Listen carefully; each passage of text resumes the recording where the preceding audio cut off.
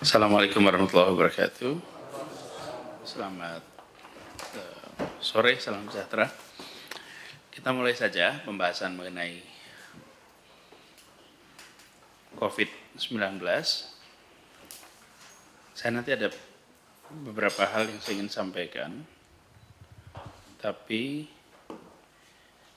Pak Catur mulai aja dulu Pak Catur dengan apa yang sudah disiapkan. Silakan. Assalamualaikum warahmatullahi wabarakatuh. Yang terhormat Bapak Gubernur, Ibu Deputi, Bapak-Bapak dan Ibu-Ibu dari SKPD, izinkan Bapak Gubernur kami melaporkan pelaksanaan tugas tim tanggap COVID-19 di DKI Jakarta. Dapat kami laporkan Bapak Gubernur bahwa kami tim tanggap COVID melaksanakan pertemuan harian yang bertujuan untuk memastikan bahwa seluruh pihak-pihak yang terkait di dalam penanganan COVID ini pertama selalu berada dalam kewaspadaan yang tinggi, dan yang kedua adalah selalu memastikan bahwa langkah-langkah yang terkait dengan penanggulangan COVID ini betul-betul berjalan sesuai dengan apa yang diinginkan. Yang pertama dapat kami sampaikan bahwa terkait dengan kebutuhan anggaran, telah diusulkan kebutuhan anggaran baik dari Dinas Kesehatan maupun Badan Penanggulangan Bencana. Dan karena anggaran ini pada awalnya tidak dialokasikan di DPA, maka kemudian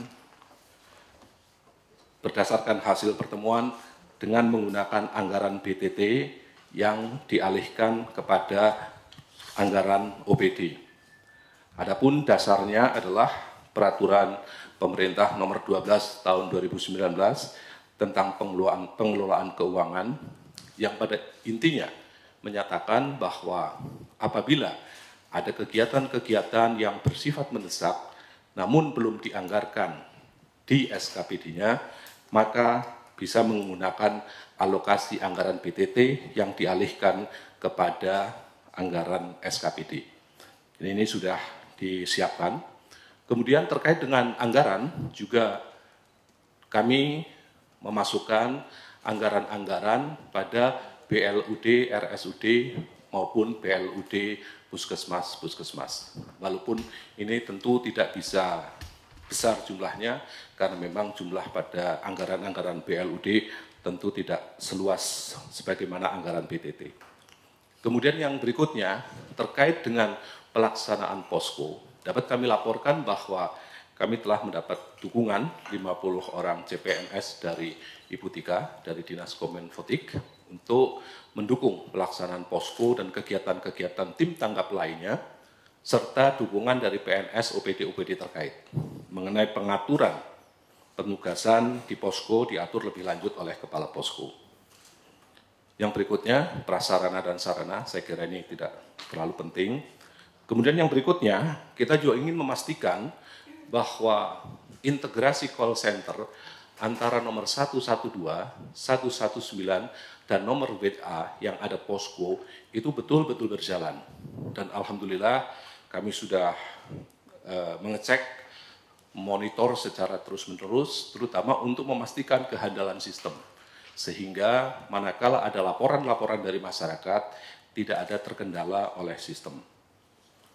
Yang berikutnya, terkait dengan komunikasi publik yang ini digawangi oleh Ibu Tika, secara aktif tim komunikasi memproduksi dan mendistribusikan bahan-bahan sosialisasi, baik leaflet, brosur, QR code, dan sebagainya, termasuk juga di tempat-tempat umum kita sudah memberikan dan menugaskan komponen masyarakat untuk ikut mensosialisasikan ini.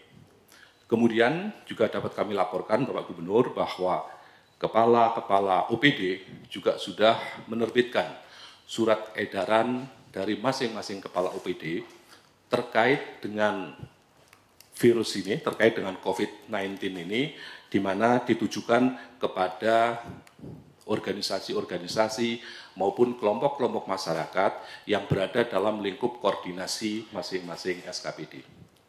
Kemudian dapat kami laporkan juga Bapak Gubernur, sesuai dengan arahan Bapak Gubernur, kami juga selalu mengadakan daily brief untuk memberikan informasi harian kepada rekan-rekan wartawan Balai Kota terkait apa-apa yang dilakukan oleh tim tanggap COVID-19, dan ini dilaksanakan setiap hari pada jam 9.30.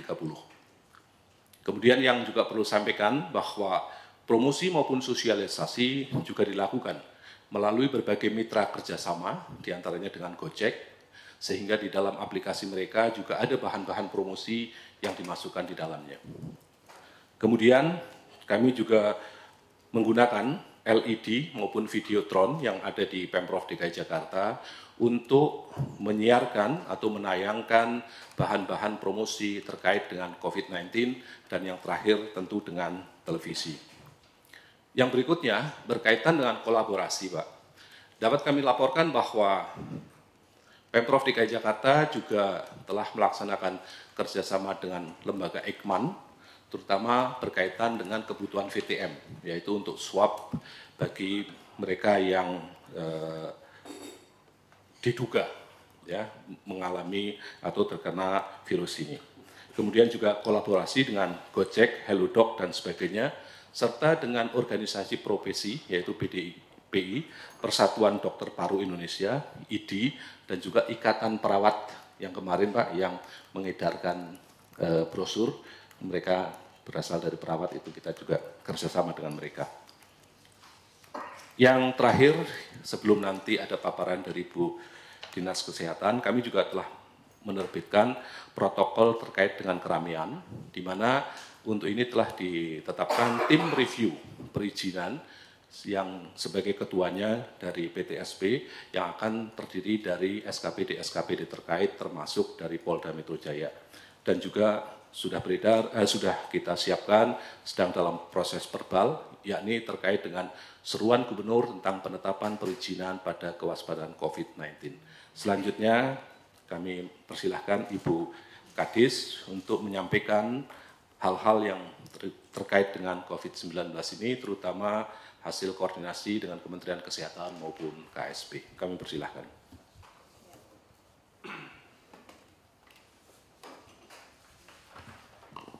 Terima kasih. Mohon izin Bapak Gubernur, Bapak Asisten, Bapak Ibu sekalian. Sebelum saya mulai paparan, perkenankan untuk jangan difoto, karena nanti seperti yang kejadian rapat koordinasi yang lalu, ada satu slide yang jadi viral gara-gara kepotong informasi sehingga sampai ke publik tidak utuh. Ya. Saya coba paparkan pertama situasi dunia. Per tanggal kemarin jumlah kasus sudah 111.000 lebih dengan angka kematian sekitar 3%. Angka kematian ini adalah angka kematian total global. Tapi sebagai informasi untuk Filipina tinggi, Bapak. Tentu ada beberapa faktor yang saya belum kaji secara lebih jauh. Total untuk global memang tanpa bermaksud mengecilkan tingkat keganasannya, angka kematian 3%, angka kesembuhannya sekian. Ya. Indonesia termasuk Jakarta ikut dalam kesepakatan dunia, ada yang namanya IHR, International Health Regulation, di mana semua kasus yang terindikasi penyakit baru itu harus menjadi info awal yang harus diselidikin. Jadi seperti kasus yang di Wuhan itu bermula dari adanya laporan yang berasal dari negara itu sendiri atau kota itu sendiri. Kita di Indonesia sama, ada prinsip-prinsip surveillance epidemiologi yang harus kita ikutin, di mana sistem surveillance di suatu negara harus berjalan. Kemudian kalau ada kecurigaan terhadap sesuatu kasus tertentu yang bisa menimbulkan wabah atau kejadian luar biasa, harus lapor kepada focal point WHO yang ada di negara itu, kemudian lanjut ke regional dan ke WHO pusat. Kemudian tim WHO pusat akan membuat kajian apakah ini masuk dalam PHEIC, Public Health Emergency of International Concern, yaitu suatu penyakit yang harus dikaji apakah dia akan bisa menimbulkan global epidemiologi. Nah, ini yang terjadi dengan kasus Wuhan. Jadi ini sebagai ilustrasi saja bahwa ini sistem memang harus berjalan. Ya, next. Ini yang biru adalah kasus ilustrasi kasus di Wuhan. Peaknya di dua bulan atau bulan lalu, di mana sekarang trennya sudah menurun. Yang abu-abu adalah di luar Wuhan, di luar REC, di mana terjadi peningkatan. Jadi ini untuk ilustrasi Wuhan atau Cina sudah semakin menurun, sedangkan di luar Cina trennya naik. Ya, lanjut. Belajar dari kasus Italia. Italia Bapak, dalam waktu 2 minggu terjadi peningkatan 400 kali. Dalam waktu kurun 2 minggu saja. Sehingga pada saat sekarang seluruh negara di lockdown. Jadi kita belajar melihat bagaimana Italia betul-betul dalam kondisi yang sangat-sangat luar biasa. Ya, lanjut. Ini data kita. Yang saya sampaikan adalah data pertama confirm yang sudah diumumkan 19. Kemudian kondisi yang ODP, orang dengan pemantauan, mungkin saya coba ulang sekali lagi bahwa ODP adalah apabila ada riwayat perjalanan ke dari negara terjangkit atau kontak dengan kasus confirm itu masuk dalam kriteria ODP. Itu yang sudah dari awal kita lakukan self isolation, jadi isolasi di rumah untuk mengurangi aktivitas, meskipun tentunya tingkat kedisiplinannya perlu sama-sama kita jaga karena belum merasa nggak ada diagnosa dan tidak sakit sehingga kepatuhannya memang belum bisa kita jaga. Yang kedua adalah PDP, jadi yang tampil dalam web yang di-create oleh tim Kominfo seperti ini Bapak, ada PDP, ada ODP. PDP adalah pasien dalam pengawasan, artinya memang ada sakit, tunjukkan gejala sampai ada radang paru-paru. Itu ada totalnya sekian. Dari sekian 87 masih dirawat, yang sisanya sudah pulang. Jadi saat ini ada 87 pasien dengan kriteria pneumonia, baik yang ringan sampai dengan berat, yang dirawat di rumah sakit rujukan. Kami laporkan Bapak, secara resmi Kemenkes sudah mendeklar 3 rumah sakit rujukan, di mana 3 itu adalah RSPI Sulianti Saroso, Rumah Sakit Persahabatan, dan RSPAD Gatot Subroto. Tetapi yang betul-betul full backup kita sekali, mungkin ini perlu kami laporkan, itu 2 rumah sakit, Persahabatan dan Sulianti Saroso. 5 rumah sakit lain itu juga atas koordinasi dengan Kementerian Kesehatan diskenariokan untuk backup kita, yaitu Rumah Sakit Polri Sukanto, Rumah Sakit AL Minto Harjo, Rumah Sakit Fatmawati, yang 2 Rumah Sakit Pasar Minggu dan Rumah Sakit Cengkareng. Untuk RSUD Pasar Minggu dan Cengkareng, alhamdulillah meskipun jumlah bednya belum banyak Bapak, tapi sudah berjalan. Jadi alhamdulillah RSUD kita meskipun SK belum keluar, jadi akan ada SK Menteri tentang penambahan rumah sakit rujukan tadi, tapi sampai dengan sekarang belum keluar. Kita sudah melalui karena sudah permintaan tinggi Bapak. Jadi kita bukan hanya melakukan perawatan bagi warga DKI, termasuk warga daerah penyangga DKI. Semuanya merefer ke kita, minta untuk bisa dirawat.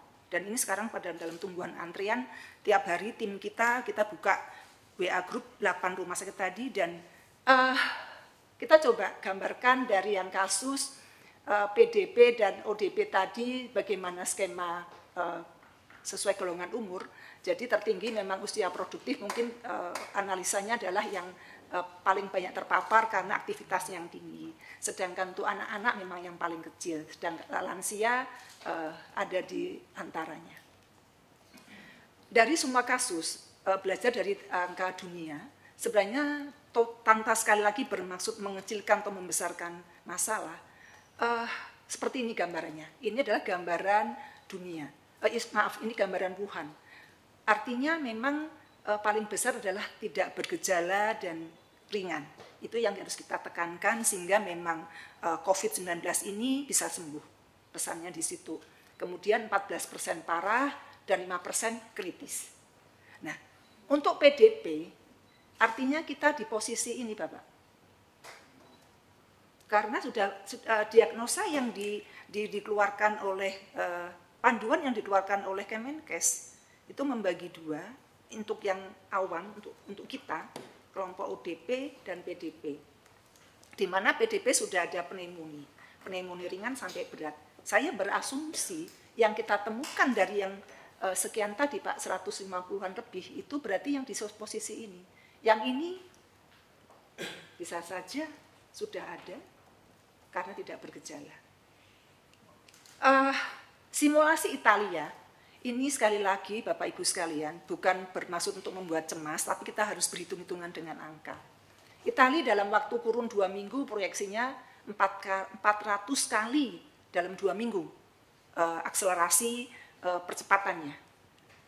Kita berandai-andai dengan DKI Jakarta. Tapi tentunya ini semua ya, jadi di sini bukan yang parah dan itu. Nah, pertanyaan berikutnya, siapkah rumah sakit kita? Ya, terus sudah Pak ya. Ya, lanjut. Nah, ini kesiapan kita mulai dari to prevent, to detect, dan to respond. Mungkin ini sedikit mengulang. Lanjut. Ini Pak, ilustrasi kasus positif yang dideklar. Kemarin ini saya sampaikan pada saat paparan di KSP, bagaimana keterbukaannya Malaysia dengan mendeklar ada kasus positif, sehingga menjembatani Indonesia ketemu. Mungkin kalau Malaysia tidak deklar, mungkin kita nggak ketemu secepat itu. Karena Malaysia ketemu, sehingga Malaysia mengumumkan warga Depok yang kebetulan pernah berinteraksi dengan warga positif, langsung proaktif menyampaikan. Jadi mungkin sedikit kronologis bahwa kasus NT itu adalah warga Depok yang kebetulan memang mempunyai aktivitas clubbing dan ada klub dansa yang secara rutin memang selalu berhubungan. Beliau mengeluhkan sakit, dirawat di rumah sakit di Depok, mitra keluarga. Nggak sembuh, keluar masuk, nggak sembuh. Pada saat Malaysia mengumumkan, diketahui oleh beliau, NT. Langsung beliau karena mungkin bagusnya promosi, sehingga langsung nyambung, jangan-jangan saya COVID. Sehingga begitu tahu yang Malaysia pengumuman, langsung kasus NT melaporkan kepada dokter yang merawat. Saya mungkin COVID. Nah, sejak itulah ternyata positif. Bapak bayangkan, Bapak-Bapak Ibu sekalian, akhirnya kita harus, karena COVID-nya ini satu, kami harus menarik mundur kapan saat beliau ini mulai dirawat. Karena ada masa inkubasi 14 hari yang kita runut. Pertama sebelum ke 14 hari, pada saat beliau datang ke rumah sakit, siapa saja yang harus kami identifikasi yang ditemukan. Jadi tim kami di jajaran Dinkes, Puskesmas, Sudin turun ke lapangan mencari data kontak. Ternyata sangat banyak sekali, mulai dari klinik yang datangin beliau, rumah sakit, saya juga dari mulai dokter yang rawat jalan, rawat inap, dan sebagainya, dan sebagainya. Kemudian kita ke belakang, 14 hari sebelumnya. Siapa-siapa yang sudah beliau temuin. Itulah yang terjadi, dan kita sudah lakukan itu dengan prinsip ODP dan PDP tadi. Mulai dari isolasi diri, pengambilan swab, dan sebagainya. Yang membuat cemas tim kita adalah Bapak, tim kita yang turun ke lapangan. Mereka nggak pernah tahu apakah kasus kontaknya akan jadi positif atau negatif. Tapi kami menitipkan ke semua, memesankan untuk semua tim yang turun berhadapan langsung menjemput badai, tanda kutip, mohon izin, harus siaga untuk APD. Makanya kenapa saya teriak APD harus segera ada. Kalau tidak, kita tidak bisa bagaimana kita siap untuk melakukan swab tadi. Kemudian baru kasus ini dirujuk ke rumah sakit rujukan. Jadi sekali lagi meskipun kondisi beliau ini sehat, tanda kutip tidak bergejala berat, tetapi karena positif pertama dilakukan rujukan di rumah sakit rujukan untuk dilakukan tata laksana. Lanjut. Sebenarnya saya ada sedikit ilustrasi dengan yang saya meraba-raba tadi Pak, tapi nggak saya tampilkan khawatir bocor karena memang tidak pernah menyebut nama atau inisial, sehingga kalau dirunutkan memang dari satu kasus positif itu ada 78 di sekitarnya yang harus kita swab dan kita kelola. dari 1 kasus positif. Dan dari kasus yang 15 terinfokan yang kita anggap sebagai Jakarta, memang sebagian besar adalah berhubungan dengan di kasus NT tadi. Beranak pinak, turut menurut, sampai akhirnya di ujung titik tertentu ada hubungannya. Ini data-data awal yang mungkin Bapak Ibu sekalian sudah pernah mendapatkan paparan ini. Poinnya mulai dari sejak tanggal 7 Januari, ini juga kami sampaikan di tim KSP bahwa kita sudah membuat edaran untuk sudah mulai sedia APD. 7 Januari adalah pada saat Kemenkes belum mendeklar. Artinya ini begitu kita memantau secara sistem IHR International Health Regulation tadi, saya sudah membuat surat edaran untuk hayo semua rumah sakit dan puskes siaga APD. Karena khawatir dengan maraknya di luar itu APD kita bisa saja diborong di mana-mana. Dan seterusnya sampai dengan tanggal 27 Januari di mana kita sudah menetapkan call center. Ya, lanjut. Ya, ini call center yang mengakses layanan kita sampai dengan tanggal, ini maaf belum diupdate, sekarang sih sudah lebih dari 4.000 sekian, yang biru by phone, yang kuning adalah, yang kuning telepon, yang biru WA. Ini adalah tren untuk yang 112, semakin lama semakin menurun. Ya, lanjut. Ini bentuk-bentuk sosialisasi Bapak, teman-teman semuanya bahu-membahu bersama-sama untuk mensukseskan bagaimana COVID ini bisa lebih dimengerti oleh warga masyarakat. Ya, lanjut aja. Termasuk adanya simulasi tabletop exercise di RSPAD Gatot Subroto, dan juga kita sudah mendekat ke MRT sejak awal. Ya, lanjut. Ini beberapa edaran yang sudah disiapkan oleh kita. Lanjut saja, mungkin langsung ke ya, ini beberapa edaran yang dikeluarkan oleh para kepala SKPD. Lanjut. To prevent-nya sudah berbagai media yang sangat didukung oleh timnya Butika dengan pesan-pesan kunci. Protokol pesan kunci juga mengikuti protokol yang dipesankan di tingkat pusat. Jadi kita tidak melampaui batas kewenangan yang sudah ada panduannya dari tingkat pusat. Tetap pesan bahwa COVID-19 bisa sembuh dengan perilaku yang benar dan melakukan beberapa tindakan yang sifatnya untuk isolasi diri dan tidak melakukan aktivitas yang tidak perlu di luar area rumah. Ya, lanjut. Nah, ini Bapak yang tentang prinsip isolasi. Saat ini sesuai panduan nasional yang diisolasi di rumah adalah yang ODP. Artinya orang dengan dalam pemantauan, jadi bukan kasus sakit. Jadi kalaupun ringan, jadi belum ada konfirm, tidak ada pneumonia, itu isolasi di rumah.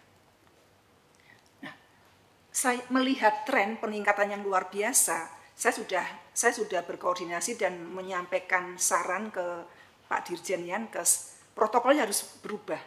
Karena kalau isolasi hanya untuk ODP, sedangkan kasus positif tidak juga disentuh, berapa banyak tempat tidur yang harus kita siapkan. Jadi artinya untuk kasus-kasus yang kita usulkan adalah ada layer lagi, ada gradasi lagi yang harus dibikin dalam protokol pusat tentang kasus positif. Karena tadi dalam gambaran yang slide keberapa tadi saya sampaikan, ada pengalaman dari berbagai negara, ada yang memang ringan dan sembuh gitu. Jadi benar-benar harus yang kasus berat dan kritis itu yang harus dirawat. Karena nggak mungkin berapa banyak lagi rumah sakit yang harus kita siapkan. Nggak cukup tempat tidur kita. Isolasi diri juga tergantung dari disiplinnya masyarakat. Karena ini bukan, jadi pengalaman ada warga yang terindikasi positif, tapi karena beliau sehat, beliau tidak ada keluhan apa-apa, pada saat kita minta untuk tidak bekerja di rumah dan kita pantau sampai saya sudah hubungin Basnas untuk membantu seandainya dibutuhkan, tetap tidak mau karena saya tetap minta pernyataan resmi positif atau negatif. Yang bisa memaksa saya saya harus diisolasi. Sementara kami nggak mendapatkan itu. Ya, lanjut. Ini Bapak beberapa yang harus dipikirkan, mulai dari Dinas Pendidikan harus sudah mulai proses belajar jarak jauh, termasuk bagaimana kita juga mungkin bekerja di rumah, kalau ada hal-hal tertentu yang harus terjadi yang lebih luar biasa, isolasi daerah epicenter. Nah, isolasi ini bukan hal perkara mudah, tentu harus ada kajian yang komprehensif, mulai dari segala aspek menurut saya, termasuk tentu harus ada data yang memadai sehingga kita bisa mengatakan ini isolasinya apakah skup kecamatan atau tingkat kota atau seperti apa. Tanpa data yang lengkap kita tidak mungkin cepat melokalisir. Ini protokol ini memang sampai dengan sekarang protokolnya ada, artinya kita sudah ke arah itu, tetapi tanpa dukungan data yang lengkap kita nggak bisa melakukan lokalisir atau mengisolasi suatu tempat kalau tidak ada data yang lengkap. Jadi beberapa yang harus dipikirkan, termasuk pembatasan seluruh pintu masuk, larangan tempat keramaian, pembatalan perizinan. Jadi dari ilustrasi yang 15 tadi, memang sebagian besar adalah beraktivitas di tempat klub-klub tadi yang di kasus pertama.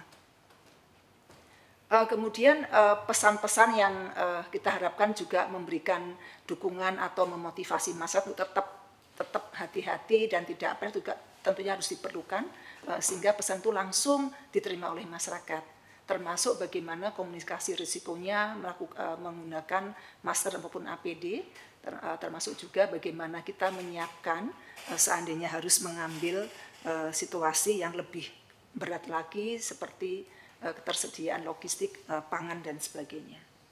Ya, lanjut. Bapak, ini sebenarnya belum selesai. Saya hanya menyampaikan bahwa untuk manusia kita berpikirnya harus dua. Jadi money material kita itu harus berpikir dua, kesehatan dan non kesehatan. Untuk kesehatan saja, saya tiap hari harus sudah memumpakan semangat untuk tetap semangat karena teman-teman juga dalam kondisi yang cukup luar biasa. Tadi yang saya sampaikan tidak pernah tahu yang dihadapi itu apakah akan jadi positif atau tetap negatif. Sehingga saya berpikir kita harus punya skenario tiga tim. Tim pertama, tim kedua, ke tim ketiga. Masing-masing tim bekerja dalam kurun maksimal 2 minggu, off dulu, diganti tim kedua, tim ketiga. Tentu ini membutuhkan SDM yang luar biasa. Karena dengan segala tatanan kompetensi yang berbeda-beda, mulai dari segmen klinisi maupun yang di lapangan. Tentu nggak mungkin kita sendirian. Saya sudah bertemu dengan beberapa organisasi profesi, tetapi tentu perlu penguatan yang lebih. Karena belajar dari kesusuhan sampai mendatangkan dari luar kota untuk membackup SDM. Nggak mungkin tim kita terus-menerus di lapangan. Saya melihat tim klinisi yang di RSPI juga sudah sangat luar biasa, itu perlu di backup tim bayangan untuk mengganti dulu. Jadi bayangan saya 2 minggu bekerja, off, nanti itu lagi. Jadi minimal kayak shift-shiftan ada 3 tim yang harus kita punya. Dan ini tentunya skenario ini nggak mungkin sendirian Jakarta menurut saya. Belum tim yang harus memantau isolasi diri tadi. Bagaimana menjaga supaya orang patuh untuk tetap berada di rumah. Kemudian untuk material, Bapak, kami sudah punya kalkulator WHO-nya, apa-apa yang harus kita siapkan. Moga-moga sudah juga bersurat kepada tim pusat. Saat ini saya berapapun yang ada tim pusat kita ambil dulu, karena memang kecukupannya belum seperti yang kita harapkan. Jadi kami saya merapat terus dengan Dirjen Farmakes untuk berapapun untuk itu saya minta untuk DKI dulu. Kebutuhannya adalah untuk lapangan dan untuk yang di klinis. Dan yang sesuai dengan BTT yang kita usulkan, kita juga memikirkan yang desinfeksi, Bapak. Desinfeksi ini dibutuhkan untuk mobil atau ambulan yang menghantar pasien harus sudah steril setelah mengantar pasien, karena akan dipakai. Dan kemarin alhamdulillah dari Damkar, dari Gulkarmat sudah menyambut dan kami sudah berkoordinasi.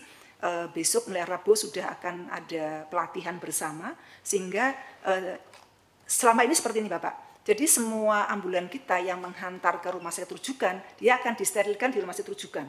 Tetapi ternyata tidak semua rumah sakit rujukan siap untuk mensterilkan ambulan kita. Sehingga saya berkoordinasi kepada Pak Kadis Gulkarmat, karena beliau juga proaktif menyampaikan punya alat, meskipun tidak sama akan kita modifikasi supaya bisa dipakai, daripada kita menunggu menjadi lebih sakit. Jadi material ini tetap kita perjuangkan, dan saya terus merapat ke Kemenkes. Tentu dalam skenario yang lebih besar, material juga harus dibedakan kesehatan dan non-kesehatan. Karena banyak hal yang harus kita kuatkan dengan yang non-kesehatan kalau ada skenario terburuk. Metode kita tahu bahwa potensi untuk menjadi lebih banyak sudah melampaui batas deret ukur. Hitung-hitungan tadi untuk kasus Itali kalau tidak cepat akan jadi 400 kali lipat. Data sampai dengan sekarang secara resmi tidak kita terima atau belum kita terima. Jadi kami gerilya karena kita punya hubungan baik sejak kasus flu burung, jadi kami gerilya sendiri, Bapak. Kemarin yang hadir dari di KSP, selain dari Dinkes, semuanya dari angkatan. Jadi memang tidak ada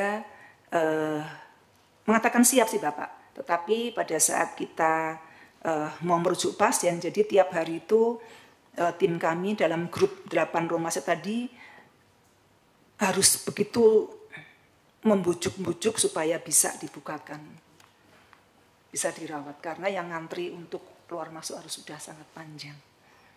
Skenario kita adalah saya juga menyiapkan rumah sakit di luar 8, sudah mulai menjajaki rumah sakit swasta yang mau.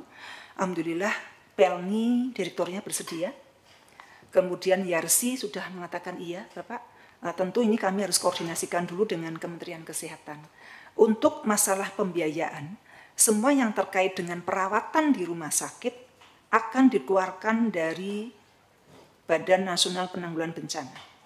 Ini semuanya baru secara lisan semua, tapi saya sudah beberapa kali memastikan kepada Pak Dirjen Yankes, semua yang dirawat di rumah sakit terkait ini, biaya rumah sakitnya ditanggung oleh BNPB. Tapi di luar itu yang di lapangan, yang APD, yang ambulan itu semuanya tentunya tidak. Jadi itu yang dalam BTT kita, saya sudah mencoba hati-hati untuk tidak terjadi overlap antara dana yang dikuatkan dari pusat dan dari kita. Sampai dengan sekarang saya sudah masukkan ke Pak Edi, sedangkan di pusat sedang dihitung, dan saya sudah minta komponennya apa supaya itu belum keluar, Bapak.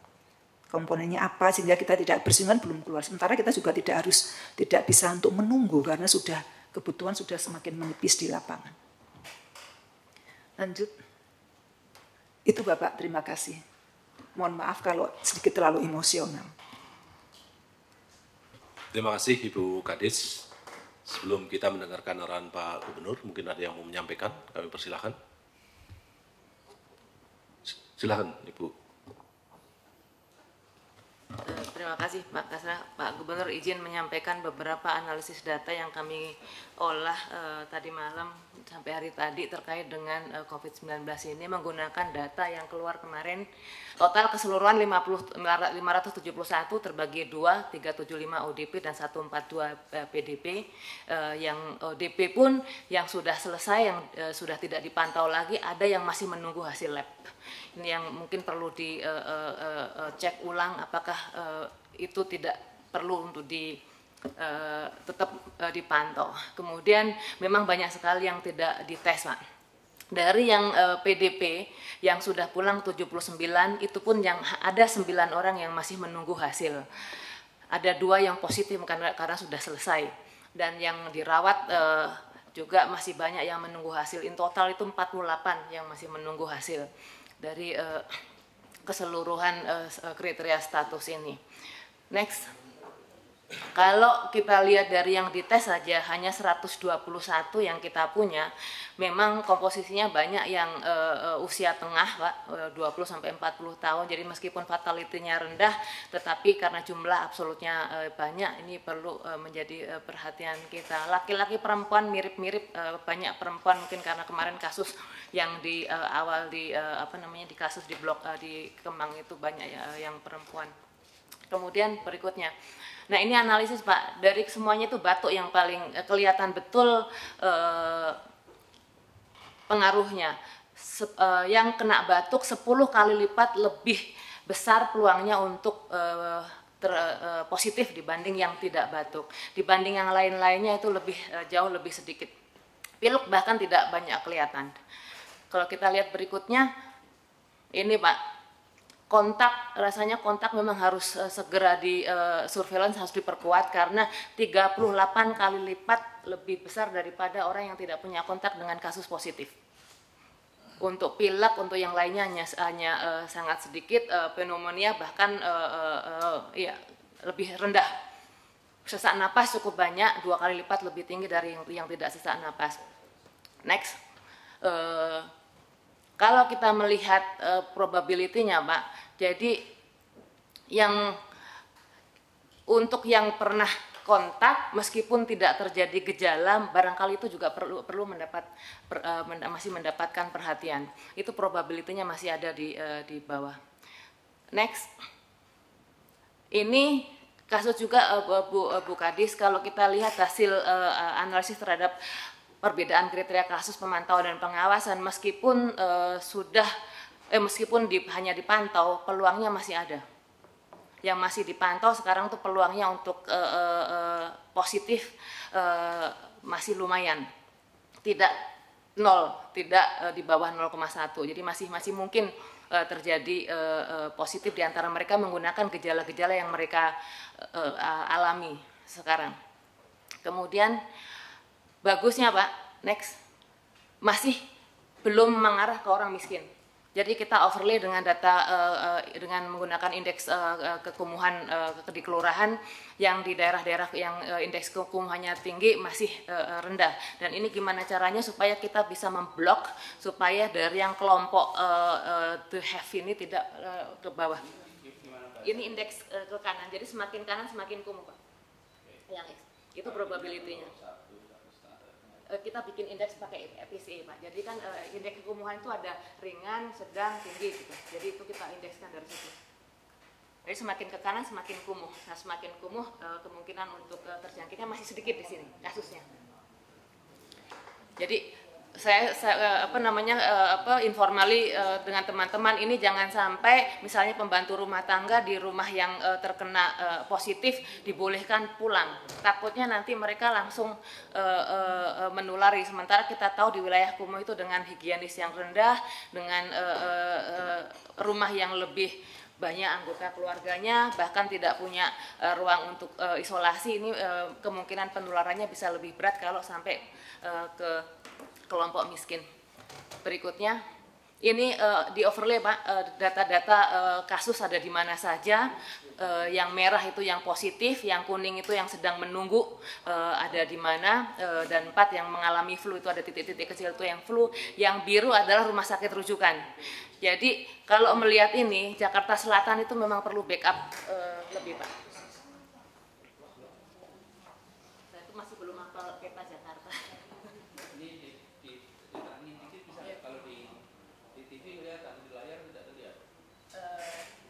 Jadi ini yang merah, ada yang tumpukan di sini Pak. Ini ada yang merah, ada yang di dalamnya merah itu ada kuning. Berarti di situ ada yang sudah positif dan ada juga yang sedang menunggu hasil tes.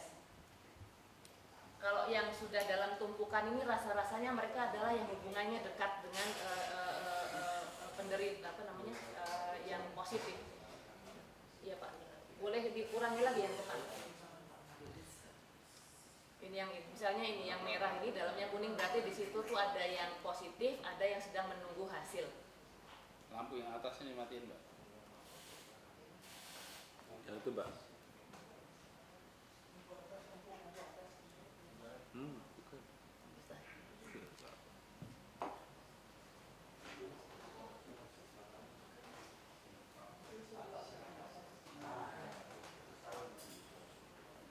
sini ini menunggu, ini yang kuning ini menunggu tetapi tidak ada kasus positif. Di sini ada yang positif tapi juga ada yang sedang menunggu. Jadi yang tumpukan-tumpukan ini kemungkinan menurut saya bisa positif kalau melihat 38 kali lipat yang kontak, peluangnya lebih banyak daripada yang tidak kontak. Dan kalau melihat ini Pak, tumpukannya di Jakarta Selatan, Pak Wali Kota Jakarta Selatan itu butuh dukungan untuk surveillance di sini. Jakarta Timur masih tidak banyak. Jakarta Utara juga di sini tidak banyak. Ini Jakarta Selatan penumpukannya Pak. Ya. Next. Nah ini karena datanya masih sedikit, kami mengoverlay dengan jalur rel kereta api yang rawan kemungkinan di daerah sini Pak. Dari yang arah Depok ke Jakarta memang lebih banyak kasusnya. Ini kalau misalnya dengan apa namanya MRT dan sebagainya barangkali perlu untuk menjaga kebersihan yang lebih kuat lagi di wilayah sini. Kalau Jakarta Timur masih jalurnya masih belum banyak terkena. Jadi kalau menggunakan analisis yang ada di sini tadi Pak, meskipun datanya tidak terlalu banyak karena hanya sekitar 77 yang semua informasinya lengkap, pilek tidak, batuk tidak, sesak tidak, itu hanya 77. Ini bisa menggambarkan sedikit banyak mana saja titik-titik yang harus kita kendalikan secara lebih baik. Jakarta Selatan harus dapat dukungan lebih banyak, barangkali juga perlu dilihat berapa bed yang masih tersisa yang kemungkinan nanti bisa untuk nambah. Ini sebenarnya potensi. Iya. Potensi kontaminasi. Iya Pak. Kemudian yang dari kelompok kaya, kelompok miskin perlu diblok, jangan sampai terjadi. Kemarin Pak informasi secara informal, tapi ini perlu Bapak ketahui juga bahwa dari ada waiters di tempat yang kemarin kasus itu sudah positif, tetapi karena tidak ada gejala dan diisolasi di Rumah Sakit Persahabatan dan ruang isolasinya bersama, ngabur Pak. Disari tidak bisa, sudah gajinya 2,5 juta sudah akan dibayari oleh Pemda, kalau perlu dibayar kita, tetapi perlu diisolasi, dia tidak mau dan minta bukti bahwa dia positif baru dia akan mau diisolasi. Sementara menurut dia isolasi di Persahabatan lebih bahaya, lebih mungkin tertular karena satu ruangan untuk beberapa orang. Dan ada kasus juga yang kontak dari kasus nomor 1 orang Kolombia, susah di ini juga Pak. Jalan-jalan Pak. Jadi ini yang rasanya membahayakan karena dalam waktu yang begitu lama, kalau kontaknya saja sekitar tanggal 13-14 kemungkinan kan sudah kemana-mana. Dan yang kasus yang waiters ini juga dengan keluarga yang miskin, punya anak, ini rasanya akan cukup bahaya kalau tidak di handle. Kemarin dalam rapat dengan Pak Askesra ada permintaan kemungkinan untuk isolasi orang-orang yang di bawah yang mengalami yang ODP yang tidak punya ruang di rumah untuk isolasi. Kemarin diusulkan bagaimana dengan Wisma Atlet Kemayoran. Mohon maaf Pak, saya komunikasi dengan Pak Dhani dari KSP secara informal saja, saya belum menyampaikan secara resminya gitu. Beliau setuju, tapi minta tolong Bu untuk WhatsApp saya supaya bisa saya kirim ke Pak Muldoko dan Pak Pratikno. Oh kalau begitu saya akan komunikasi dengan Pak Gubernur dulu Pak. Jadi kalau misalnya Bapak berkenan, mereka prinsip setuju untuk mencoba untuk menjalankannya dengan setnek. Karena di Wisma Atlet sudah furnis. Kalau kita usulkan kemarin kalau Rusunawa ada ruang tapi belum ada apa-apanya.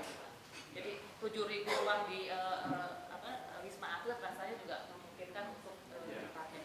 Itu Pak laporan kami, terima kasih banyak. Tambahan Pak Catur kemarin sudah komunikasi dengan Good Doctors-nya Grab, sudah jalan.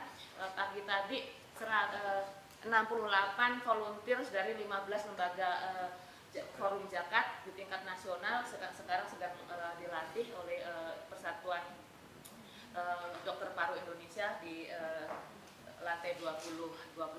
Mereka yang akan membantu untuk mengkomunikasikan bahan-bahan sosialisasi kita ke masyarakat bawah. Jadi mereka akan link dengan network mereka di provinsi yang lain juga. Demikian Pak, terima kasih. Terima kasih Ibu Deputi. Ada yang mau menyampaikan? Silakan Ibu. Izin Pak, mungkin itu ide menarik dari Ibu Deputi. Perlu dipikirkan SDM dan mungkin mohon maaf biaya hidup di tempat shelter tadi. Dan itu kemarin memang belum kita hitung dalam skema BTT kita. Kita berharap ada mobilisasi, konsolidasi luar biasa di tingkat nasional dan daerah. Kemarin pada saat paparan di KSP, mereka berharap, beliau-beliau berharap bahwa pemerintah daerah ngambil sikap. Saya sampaikan bahwa di forum bahwa ini adalah new emerging disease. Harus nasional dulu yang mengeluarkan declare. Saya sampaikan bahwa DKI sudah mengambil sikap BTT, meskipun kasusnya masih di Depok. Jadi alangkah kurang patut kalau kami harus mendeklar dulu, itu yang saya mohon izin Bapak. Karena memang ini harus barengan nasional dan daerah. Makasih. Yang dimaksud declare itu declare bagaimana, Bu? Ya tentang dana dan sebagainya, Bapak ngambil alih atau dan sebagainya. Enggak, bukan sesuatu yang jelas sih, artinya beliau dari pihak, sebagian besar kan dari angkatan Bapak, itu yang disampaikan. Undang-undang wabah gimana? Undang-undang wabah memang bisa karena ini new emerging disease, masih menjadi isu global, tentu ini nasional. Belajar dari kasus flu burung, itu memang nasional yang menanggung. Dan menurut info sekarang sedang disusun protapnya di mana nanti BNPB yang akan menanggung. Memang ada daerah juga harus ada sisi yang menanggung, dan itu yang sedang saya mintakan, apa yang sudah diajukan dalam komponen struktur komponen biaya di BNPB dan nantinya di tingkat daerah. Saat ini kan statusnya wabah ya, sudah di atas KLB ya. Sebenarnya untuk definisi wabah dan KLB itu sama Bapak, hanya masalah nomenklatur yang berbeda nama. Kalau poin besarnya adalah bahwa begitu ada satu yang sebelumnya tidak ada, yaitu KLB, kejadian luar biasa atau wabah. Sehingga pertama di Indonesia adalah di Depok, bukan Jakarta. Jadi kalau Jakarta tidak mendeklar, nggak salah. Saya sampaikan itu bahwa pertama itu di Depok loh, bukan di Jakarta. Dan kami sudah bergerak untuk menyiapkan BTT. Kira-kira seperti itu. Iya, kan warga Depok yang memang kasusnya dirawatnya pertama di Depok, kemudian dirujuk di Vaskes rujukan kita, karena memang di Depok tidak ada. Dan kita memang 3 rumah sakit tadi memang menyangga se-Jabodetabek.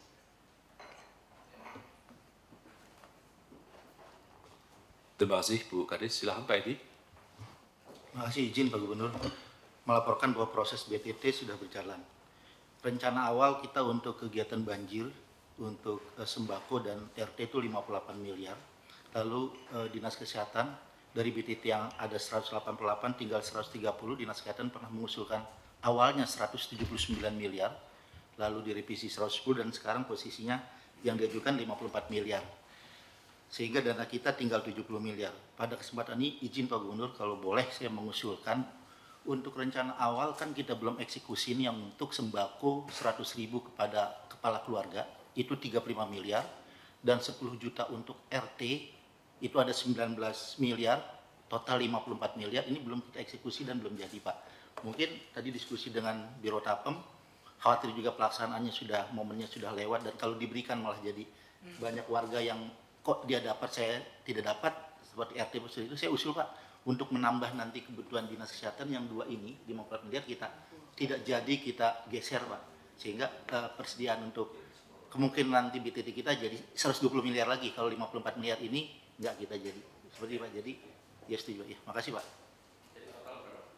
Total dari 188 digunakan 54 miliar untuk Dinas Kesehatan, lalu dapur umum tetap kita Pak 4 miliar, jadi kita masih punya uang 120 miliar. Dari 188 tadi masih punya 120 miliar.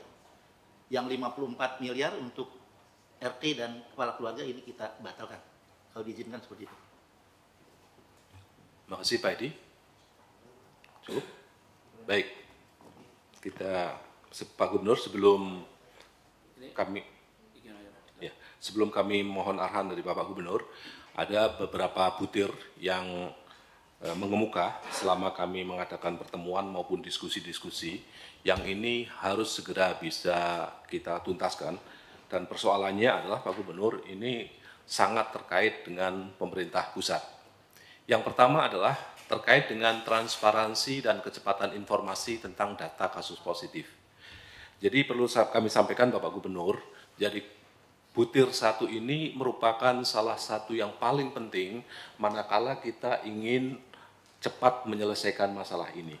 Karena semakin cepat kita menyelesaikan ini, maka kemudian kita bisa semakin cepat melaksanakan penyelidikan epidemiologi, sehingga dengan demikian bisa diketahui di mana-mana saja mereka-mereka yang selama ini melaksanakan kontak, sehingga kita bisa segera melokalisir penyebarannya. Ini yang pertama. Tapi kecepatan data menjadi sangat penting dan ini menjadi urusan pusat.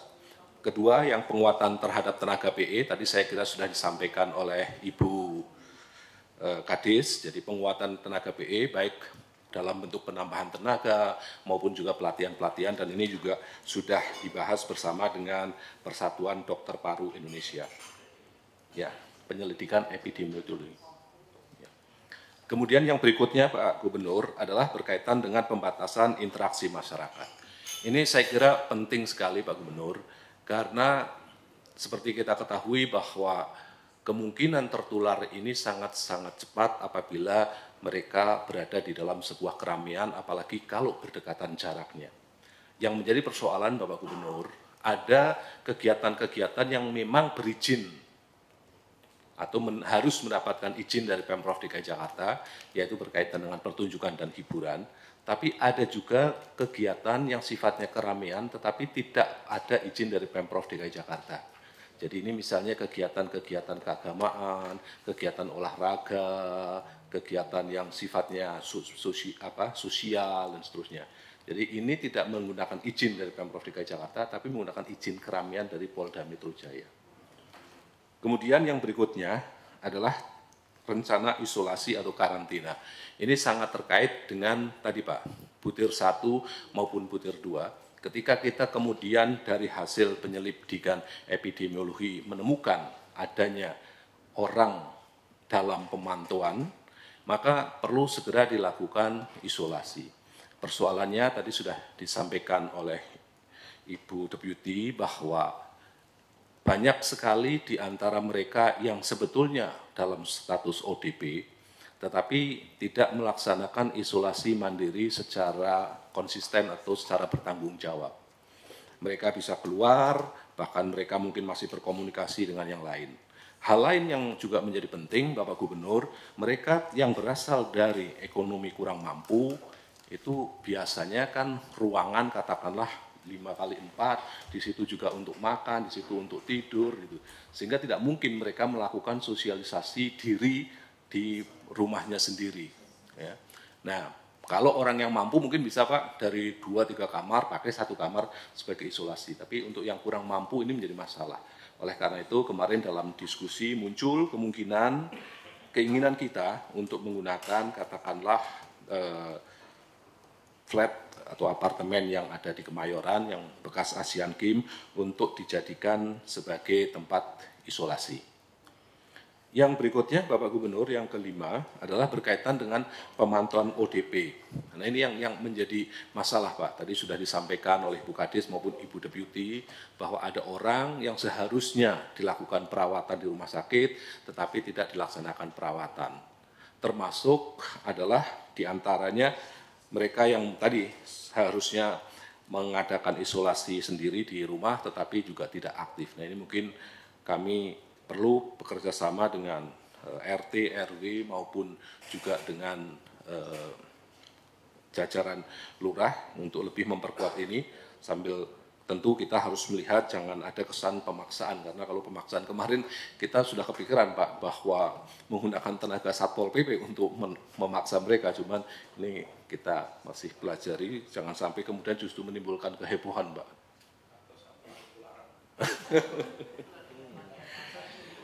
Yang berikutnya Pak, ini kita mengantisipasi kalau mudah-mudahan tidak merebak, tapi kalau merebak kita pastikan berdasarkan diskusi, perhitungan kita, maka laboratorium pusat tidak akan mampu menangani. Karena itu kita mencoba untuk menambahkan laboratorium, yang satu di Eksman dan yang berikutnya adalah Labkesda yang memang milik Dinas Kesehatan. Kemudian yang berikutnya tadi penambahan rumah sakit, bahkan kalau misalkan kemungkinan merebaknya cukup besar, kami juga sudah merencanakan untuk menjadikan 1-2 rumah sakit umum daerah menjadi rumah sakit khusus. Terakhir adalah penutupan area tertentu, Pak. Ini penting sekali kalau sudah merebak, cuman memang sekali lagi, Pak, ini perlu dukungan dari pemerintah pusat dalam konteks menyatakan bahwa new emerging disease ini sudah bisa dilakukan penutupan wilayah dan sebagainya. Saya kira ini beberapa hal, mohon arahan Bapak Gubernur.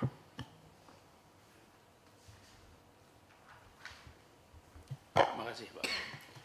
Ini di sini ada pariwisata, ada perhubungan, ada pendidikan. Mungkin bisa menyampaikan sedikit dari masing-masing.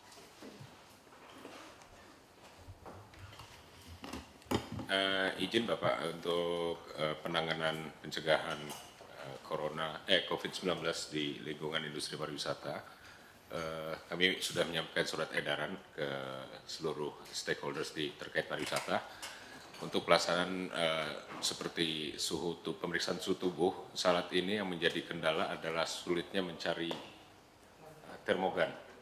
Di pasaran itu langka. Jadi baru sekitar 70-80% yang bisa melaksanakan karena alatnya tidak tersedia. Dan ini di pasaran, baik di Tokopedia ataupun di toko-toko langsung juga susah sekali didapat. Tapi terus mereka berusaha untuk memenuhi kriteria yang kita tetapkan gitu.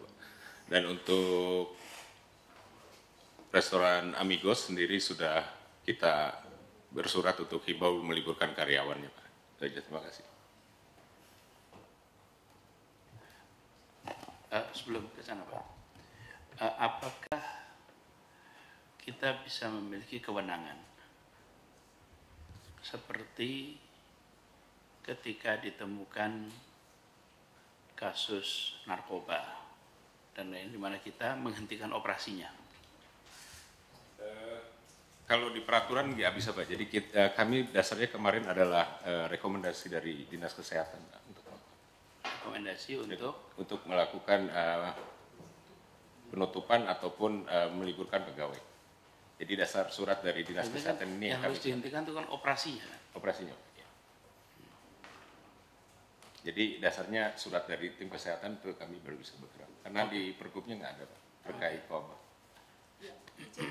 Jadi dasar kami membuat surat kepada Dinas Pariwisata adalah ini penyakit yang sudah ada Permenkesnya, ada undang-undangnya, dan harus dilakukan penyidikan epidemiologi. Sehingga untuk memastikan pengunjung maupun petugas dari klub itu bisa diakses, diperiksa untuk diliburkan atau dimudahkan kita untuk menjangkau. Jadi dasarnya itu bukan dalam arti izin operasional itu bukan, tapi kemudian akses kita untuk melokalisir. Ya. Perhubungan. Terima kasih Pak Gubernur. Izin melaporkan bahwa sebagai antisipasi penyebaran coronavirus di angkutan umum, kami telah mengumpulkan seluruh operator angkutan umum Jakarta itu pada tanggal 3 Maret. Dan kita sampaikan upaya apa saja yang harus dilakukan oleh operator angkutan umum, apakah itu LRT, MRT, Transjakarta maupun angkutan umum reguler lainnya. Dan selanjutnya tanggal 4 Maret kami sudah menindaklanjuti hasil pertemuan tersebut dengan surat edaran, di mana di sana kami sampaikan yang pertama adalah seluruh angkutan umum Jakarta harus menyediakan hand sanitizer dan kemudian menyiapkan leaflet ataupun stiker terkait dengan upaya pencegahan dini dengan menjaga kebersihan dari masyarakat yang menggunakan angkutan umum. Yang ketiga, kita juga meminta kepada operator untuk mengedukasi drivernya bahwa melakukan antisipasi jika didapati ada penumpang yang terindikasi batuk ataupun pilek, dan kemudian si pengemudi wajib memberikan masker kepada penumpang yang terindikasi tadi. Ini yang kami lakukan. Berikutnya adalah setelah itu mulai hari Senin ini kami sudah melakukan inspeksi kepada seluruh angkutan umum yang tidak menyediakan hand sanitizer dan juga masker. Ini kita himbau untuk terus disediakan. Bahkan saking anggota di lapangan ada yang sampai tilang angkutan umumnya. Saya sampaikan edaran Kadis tidak menjadi dasar untuk tilang. Itu hanya himbauan, jadi diminta kepada mereka menyiapkan saja yang tidak didata, kemudian kami akan ke operator untuk menyiapkan itu. Memang kendalanya adalah untuk masker, itu operator mengeluhkan dan kami sudah koordinasi dengan Pasar Jaya untuk membantu kita dari sisi angkutan umum yang akan membeli masker untuk angkutan umum tadi. Ini sudah kami koordinasikan sehingga kendala yang sebelumnya ada, masker dan hand sanitizer yang kurang tadi sudah diselesaikan Pak Gub. Demikian kami laporkan. Selanjutnya satu lagi terkait dengan penyelenggaraan HBKB. Memang setelah HBKB minggu lalu ada 8 partisipan yang akan mengumpulkan massa pada HBKB kami tutup. Jadi kami himbau kepada partisipan yang biasa mengumpulkan massa itu ditiadakan di HBKB. Tetapi hari bebas kendaraan bermotor karena esensinya adalah ingin memperbaiki kualitas udara Jakarta yang setiap hari Minggu diukur oleh Dinas Lingkungan Hidup, maka ini tetap kami selenggarakan. Namun selanjutnya untuk pelaksanaan hari Minggu besok kami menunggu arahan Pak Gubernur. Kami juga pada hari Minggu lalu sudah koordinasi dengan Dinas Kesehatan. Ada 4 tim yang diturunkan dari Dinas Kesehatan bersama-sama kami untuk melakukan sosialisasi upaya pencegahan dini terhadap penyebaran COVID-19 ini. Demikian Pak Gubernur, terima kasih. Menambahkan Pak informasi tentang izin keramaian. Izin keramaian umumnya di Polda Pak. Lumayan banyak ratusan. Kalau di PTSP sendiri sampai April sekitar 32. Tapi kalau di Polda cukup banyak. Jumat kemarin kita ketemu sama Polda Pak. Posisi mereka adalah kalau saya dapat sampaikan di sini Pak bahwa kalau internal kantor atau kepentingan individu, pernikahan, kemudian ada rapat dan lain-lain, saran mereka adalah tetap diberikan izin. Kemudian untuk izin keramaian yang sudah terlanjur keluar, saran mereka tetap dilaksanakan tetapi dengan aturan dengan mitigasi. Seperti itu Pak, sesuai. Adapun izin-izin lainnya mereka sepakat sama kita tidak dilayani terlebih dahulu. Tetapi yang sudah keluar dan izin yang giat masyarakat istilah mereka tetap diperkenankan. Pernikahan, mungkin yang tidak terlampau banyak mengumpulkan orang pernikahan kan paling 100-200 orang. Kurang lebih seperti itu Pak melaporkan Pak.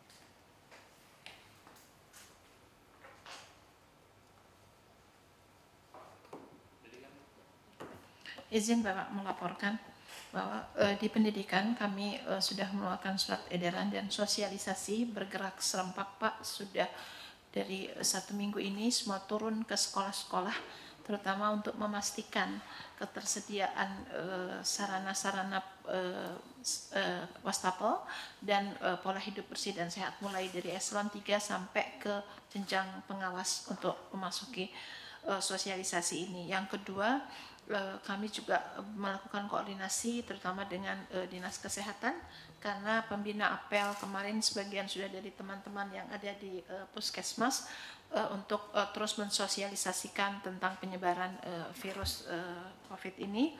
Lalu kami juga bekerja sama dengan Kemenak Pak karena memang ada sekolah-sekolah yang Kemenak yang ada di kami supaya ada keseragaman dan keserempakan, dan kami terus menjalin kerjasama dengan Kemendikbud karena dari 4.013 sekolah yang ada di kami 167 diantaranya adalah sekolah internasional, dan sampai hari ini baru 7 Pak yang bisa berkoordinasi baik dan melaporkan sudah meliburkan sekolahnya.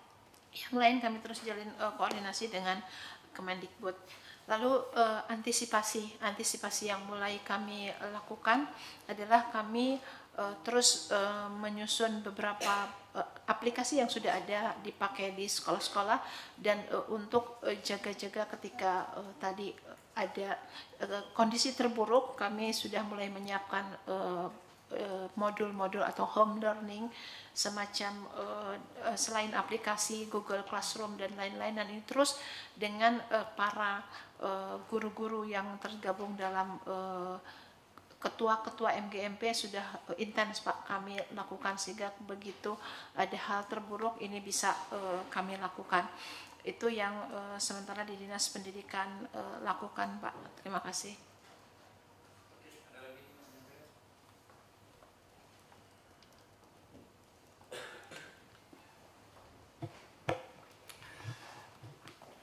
Bapak Ibu sekalian, saya hormati, ini sebelum nanti saya bicara lebih jauh, ada beberapa ingup yang dalam proses verbal. Sebenarnya sudah hampir selesai, saya belum tanda tangan. Rencananya mau ditandatangani sore ini. Nah, saya ingin sore ini Bapak Ibu sekalian mau mereview, perlu masukan sebelum ini diketok, bukan ditandatangani dan keluar. Ya, pertama adalah terkait dengan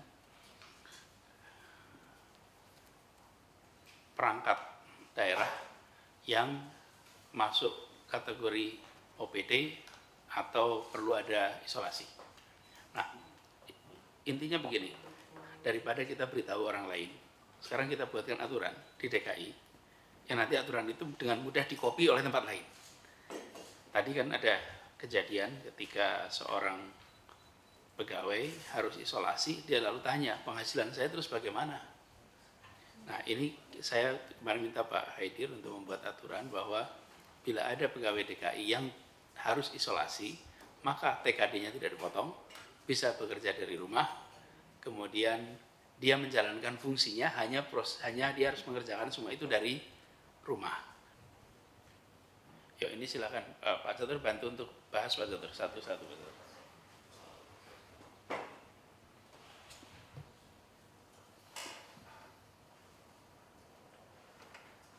Bisa langsung di poin nomor 1 aja tuh.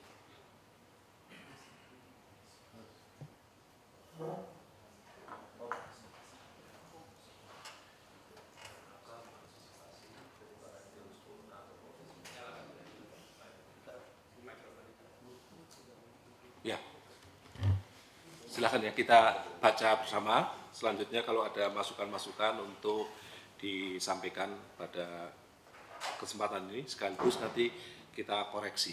Ini ada yang bisa ngoreksi mana? Enggak ada ya? Dicatat aja Pak. Dicatat aja ya, baik. Dalam rangka mengantisipasi penyebaran virus corona atau COVID-19 di lingkungan kantor pemerintah Provinsi Daerah Istimewa Jakarta, dengan ini menginstruksikan kepada para kepala perangkat daerah, ini istilahnya perangkat daerah atau OPD sekarang yang bakunya? Kalau OPD berarti catatan nih ya, para kepala organisasi perangkat daerah. Itu kalau memang ini tolong nanti dikomunikasikan kepala badan kepegawaian. Ini sebetulnya kalau kepada para kepala organisasi perangkat daerah, ya otomatis badan kepegawaian, dinas kesehatan sudah ada di dalamnya. Karena dinas kesehatan maupun kepegawaian juga OPD. Jadi saya kira kalau catatan saya ya ini nggak perlu, karena udah otomatis masuk ke dalam satu gitu. Bahkan keempat pun sebetulnya nggak perlu.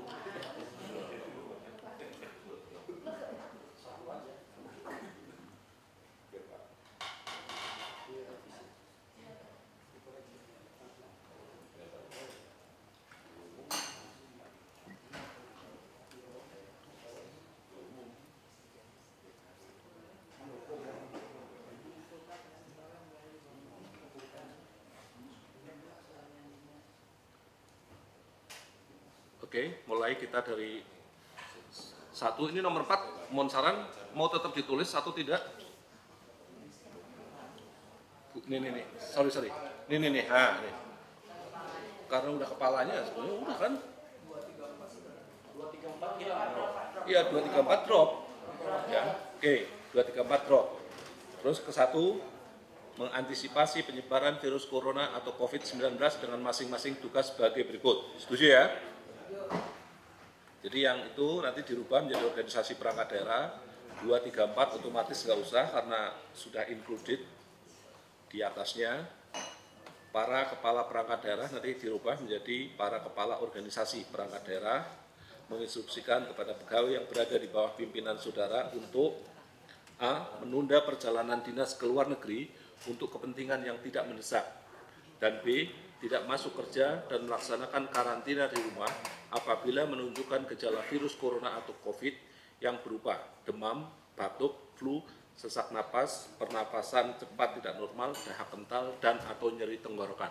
1, kira-kira masih ada masukan? Silahkan Pak.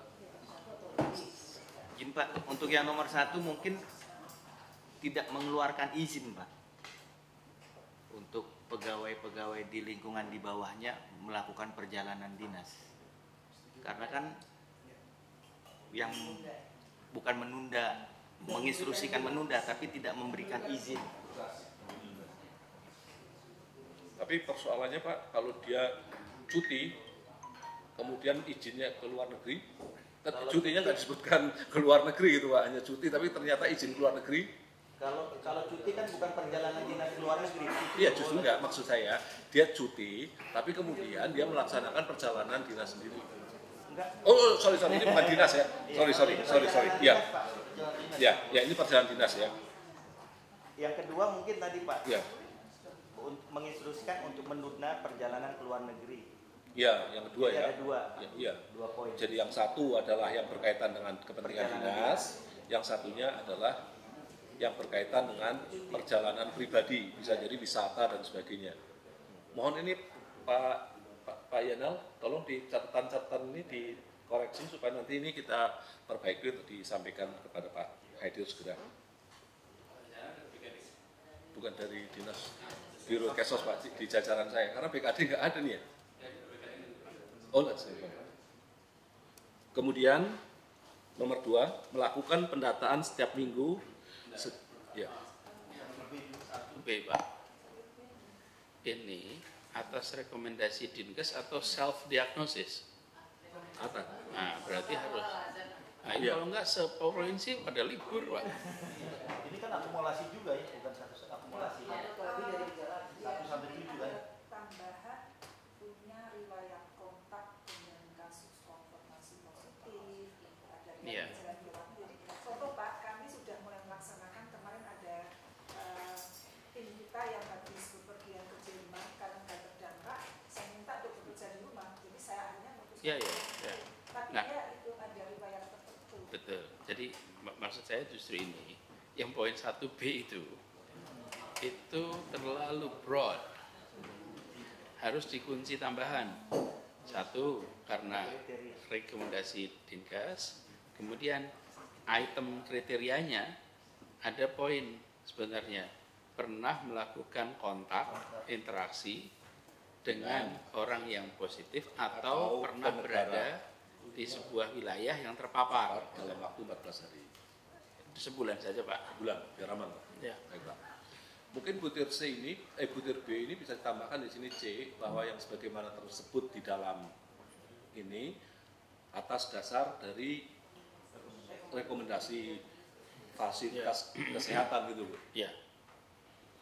Jadi ini butir 3 nanti dimasukkan aja Pak, bahwa yang melakukan karantina ini ya setelah mendapatkan rekomendasi ataupun surat keterangan dokter, mungkin istilahnya apa Bu Kadis, nanti tolong dilengkapi. Ya. Boleh. Oke. Terus Nomor 3.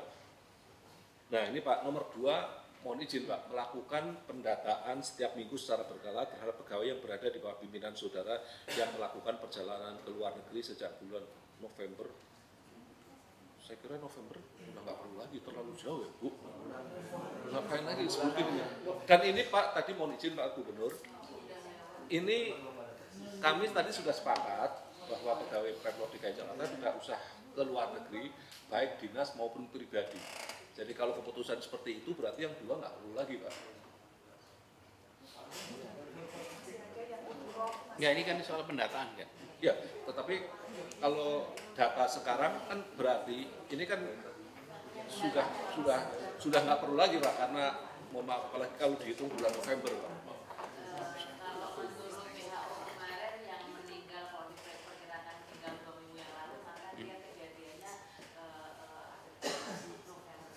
November.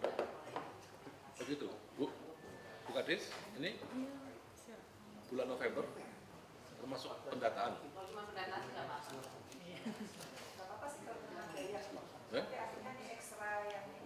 Iya. Oke, terus 3. Nomor 3, melaporkan pendataan pegawai sebagaimana dimaksud pada angka 2 kepada Gubernur melalui Badan Kepegawaian Daerah dengan tembusan kepada Kepala Dinas Kesehatan sesuai format laporan sebagaimana tercantum dalam lampiran yang merupakan bagian tidak terpisahkan dari instruksi Gubernur ini. Saya kira ini bisa ya, Bu ya.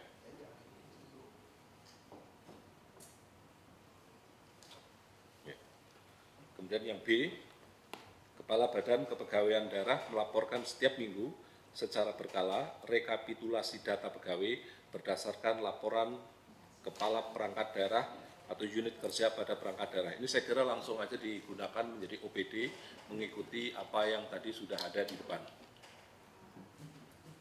Silakan. Setuju, Bapak-bapak? Atau ada usulan? Setuju ya? Oke. Yang berikutnya, Kepala Dinas Kesehatan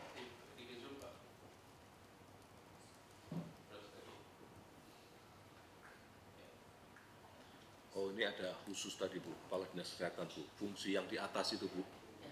Yang 2, iya. Ya, 2 jadi BKD sama Dinas Kesehatan karena di samping sebagai SKPD umum ada butir-butir yang melaksanakan fungsi khusus. Jadi mungkin dihidupkan kembali. Kepala Dinas Kesehatan melakukan observasi dengan mekanisme penjemputan terhadap pegawai yang telah menunjukkan gejala COVID-19 di rumah pegawai yang bersangkutan dan melakukan observasi paling lama 3 hari terhadap pegawai beserta rombongan yang telah melakukan perjalanan luar negeri di rumah sakit yang ditunjuk. Bu Kepala Dinas, ada observasi 14 hari Pak, satu masa itu durasi. Iya, setiap hari malah.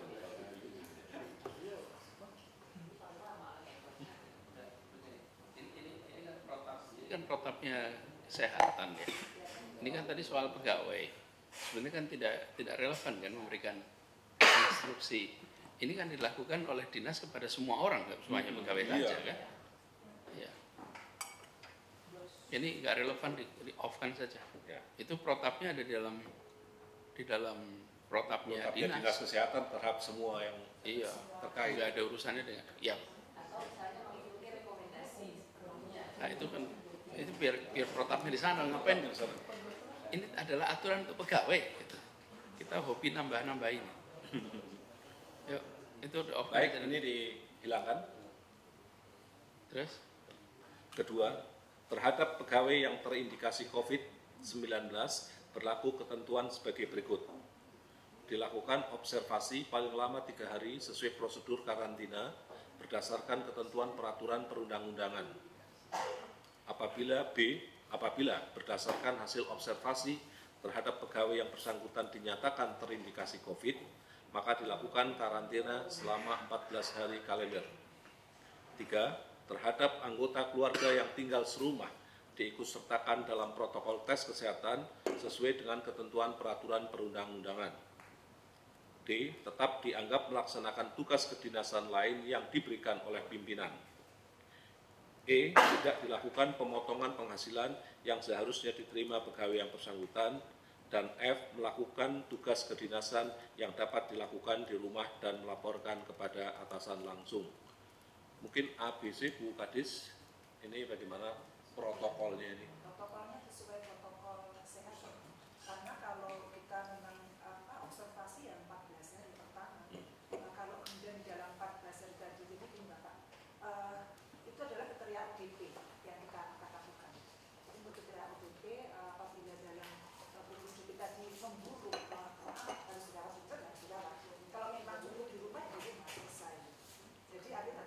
Tapi yang memutuskannya siapa? Kan dipantau Pak, jadi artinya tim puskesmas menelpon memastikan apakah yang bersangkutan itu dalam rangka observasi tadi ada perburukan atau gejala yang tambah berat. Apabila menunjukkan gejala berat, artinya kita harus menjemput dan melakukan rujukan ke rumah sakit. Tapi kalau tidak ya berarti di rumah sampai 14 hari pertama selesai. Jadi ADC ini apakah bisa dimasukkan, tidak usah dimasukkan di sini tapi menjadi protokol dinas kesehatan? Iya, ADC ini. karena kalau dalam masa observasi tadi dia harus dirawat di rumah sakit bisa saja hari ini jadi lebih panjang Begini, karena sakit. saya terus terang juga tidak membayangkan ingkupnya serumit ini, Bapak Ibu. Baik, saya ini intinya begini, supaya orang itu ketika diisolasi, dia tidak kena hukuman 2 kali. Sudah dia kena suspek, lalu kehilangan TKD. Tentang prosedurnya dan lain-lain, itu bukan urusan PKD. Itu adalah urusan dinas. Jadi intinya sebetulnya, pinjam ini Pak, pinjam. Intinya tuh di sini loh nih. Nih. Ini. Inovasinya terlalu tinggi ini. Artinya soal keluarga mungkin relevan. Tapi yang masanya dan lain-lain seluruhnya mengikuti protokol kesehatan dan nasihat profesional dari tenaga medis. Nah, kemudian biayanya, ini kan ceritanya gini, supaya atasannya tidak harus mempanis si bawahan. Jadi permintaan saya hanya itu sesungguhnya. Saya juga baru lihat lengkapnya sekarang gitu. Tapi nanti biar dari PKD datang,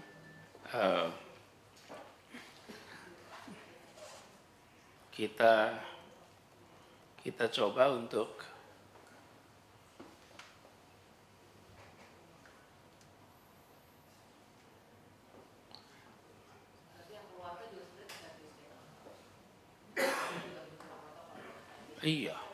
iya. Udah nanti ini dikembalikan, Pak. Ini saya mau tanya. Ini benar ini, tetapi anggap melaksanakan tugas itu benar. Kan pimpinannya yang bisa menentukan ya. Kalau dia harus dirawat di rumah sakit, kan tidak bisa menjalankan tugas, bukan? Sebenarnya intinya begini, tidak dilakukan pemotongan. EF. Sebetulnya intinya, Pak. Dan nanti atasannya yang mengatur langsung. Sekarang begini Bapak Ibu sekalian, kalau kita tidak terbitkan ini ya, tidak ada contoh. Kalau tidak ada contoh, nanti orang yang tidak punya tabungan, tidak mau ngaku sakit, takut nanti potong, nanti buruh, nanti wah rumit. Jadi ini tuh sesungguhnya ya buat kita, mudah-mudahan tidak terjadi di kita. Tapi tujuan utama ini tuh adalah mau contoh aja gitu loh. Gini dah, kalau bisa ini Pak coba kembalikan ke halaman, coba saya pinjam halaman 1 Pak. Kalau bisa ini ingkupnya 1 halaman saja sudah. Ingkupnya 1 halaman, nanti PKD untuk koreksi. Oke, cukup.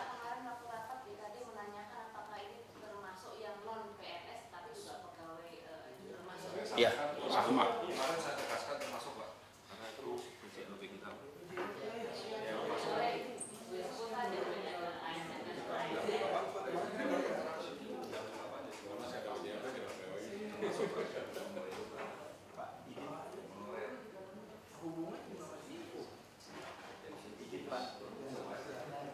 Pak izin tadi yang poin kedua itu Pak, yang distressing tidak dikenakan potongan itu bukannya yang untuk di poin ke-1 ini Pak. Karena kalau yang di poin kedua itu yang sudah dia memang COVID terhadap pegawai yang terindikasi. Kalau yang pertama? Kalau yang pertama kan dia sudah batuk-batuk, tetap istirahat di rumah, tidak ke kantor tapi tidak dipotong gitu Pak. Penempatan yang poin EF-nya itu. Oh ini, dan nanti kita panggil lagi, kita minta poinnya Pak. isinya terlalu jelimet untuk urusannya. Kita ini jago betul ya, mengolah itu.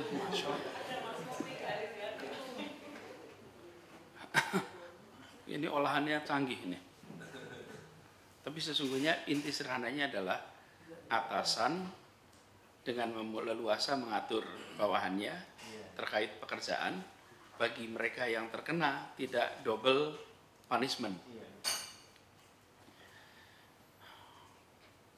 Ini Bapak Ibu sekalian, ini hal yang normal biasa dikerjakan kalau ada tugas negara. Kalau seseorang dapat tugas negara, itu maka semua yang menjadi hak dia tidak boleh dikurangi karena dia mendapatkan tugas negara. Tapi kalau dia dapat tugas negara dan haknya dipotong, tidak ada orang yang mau dapat tugas negara. Ini menurut saya satu kasus khusus. Kemudian baik, nanti kita koreksi.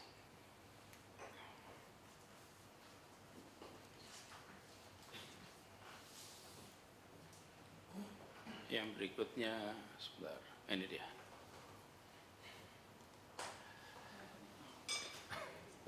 Ini sempat dibahas hari Jumat malam ini, perbalnya sudah siap di sini, tinggal tanda tangani. Tapi coba Bapak Ibu review sebentar. Kira-kira begini logika berpikirnya, bahwa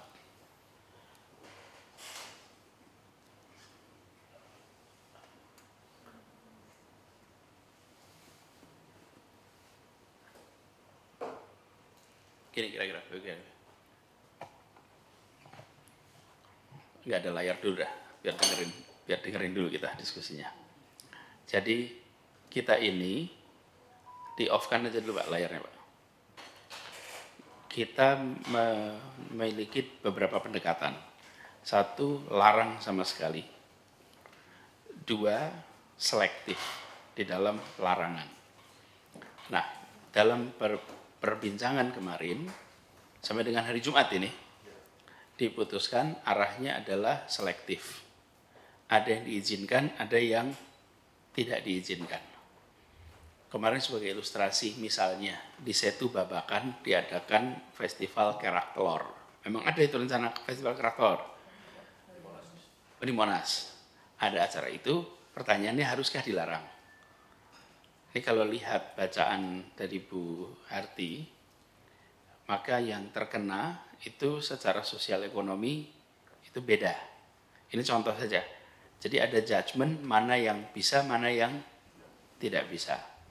Belum tentu punya interaksi dengan orang yang terpapar dengan.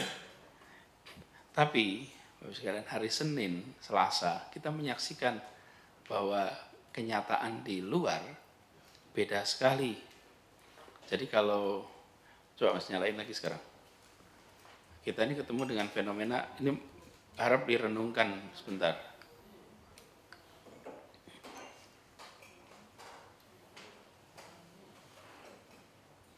Kalau kita lihat beberapa kenyataan, kasus ini,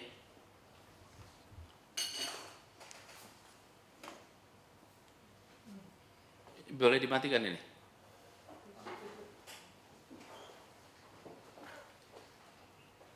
Ini kasus Italia ini. Tadi disebutkan oleh Bu Kadis juga. Italia itu naik dari 20 kasus. Kita ini kan seperti ini kan. Menjadi 9.000 kasus dalam waktu 18 hari.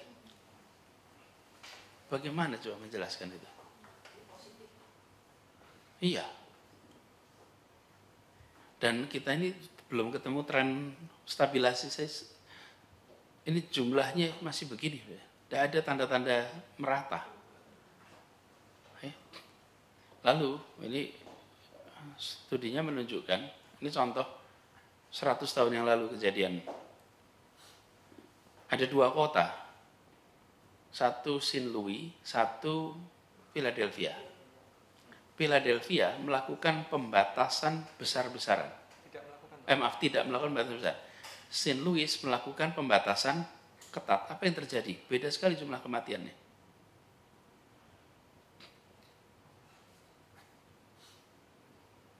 ini death rate-nya, dan ini yang titik-titik adalah St. Louis, yang garis Philadelphia. Kebayang Bapak Ibu sekalian, sekarang kita ini ketemu dengan situasi yang berbeda antara apa yang kita pahami 4 hari lalu dengan hari ini. Lalu ini lihat nih, yang tadi buka diceritakan, kapasitas dari healthcare kita itu ada batasnya. Nah kalau kita membiarkan, kira-kira jeblok ini Bapak Ibu. Ini kita lagi di fase ini. Mudah-mudahan tetap di sini. Jadi targetnya adalah memperpanjang fase 1. Jangan naik ke fase 2. Ini besok kita akan diskusikan lebih jauh. Tapi saya menyampaikan ini semua untuk jadi bahan pertimbangan amat serius tentang apa yang kita siapkan hari Jumat. Hari Jumat malam itu kita masih mendekati ini dengan pendekatan selektif. Tapi apakah kita mau terus selektif?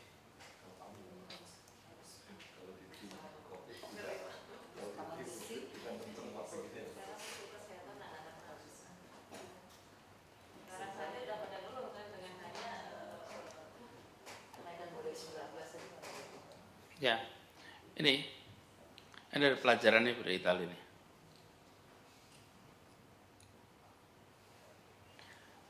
Pembatasan yang diperlukannya itu terlambat. Dianggap enteng. Betul ya?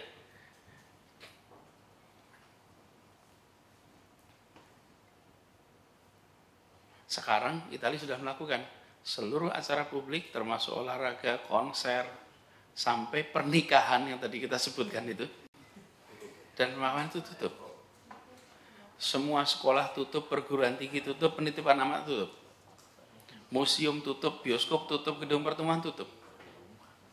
Terus jam buka restoran lebih singkat, lalu jarak antar restoran, antar meja diatur. Terus semua penduduk yang di atas 37,5 Celcius dikarantina. Ini contoh kasus, nanti ini saya mau diskusikan ini besok Bapak sekalian, bukan hari ini. Cuman ini saya merasa kita perlu mereview ulang apa yang sedang kita pikirkan hari Jumat may no longer be valid sekarang. Jadi mana hari. Terus coba Bapak sekalian kita lihat dari 2 negara yang mengalami musibah ini. Musibah ini kira-kira harus pesan penting di Amerika nih.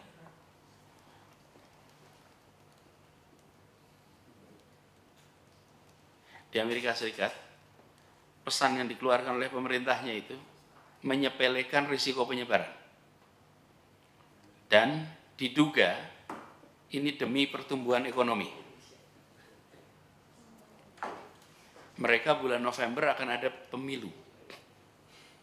Dan pemilu di Amerika itu hampir selalu tentang ekonomi. Oke, apa yang terjadi? Lihat kasusnya nih, Iran. Iran ini pejabat-pejabatnya menyembunyikan. Sekarang berapa yang meninggal di Iran yang petingginya? Petinggi di Iran, pejabat negaranya meninggal 5 Pak. Termasuk ketua tim tanggapnya juga kena positif corona. Ketua tim tanggap. DPR-nya 8% dari anggota DPR positif corona. Ya. Wakil presiden, wakil menteri positif kena, yang meninggal pejabatnya 5. Oke, terbayang tidak Bapak sekalian? Yang kita sedang hadapi ini, karena tidak terlihat, kita anggap enteng gitu loh. Lalu nanti punya potensi menyesal seperti Italia. Mudah-mudahan tidak. Tapi kalau ini sampai terjadi, it's a big thing.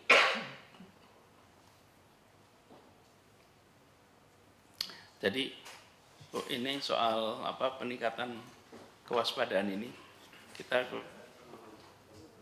kaji lagi nih, yang kemarin kita susun sampai malam. Padahal sampai malam disusun ya Bu, jam 11 malam itu. Ya, mungkin kita bukan, sesungguhnya begini Bu, Sesungguhnya bukan tidak mungkin ini tetap digunakan, tapi nanti hasilnya tidak diizinkan.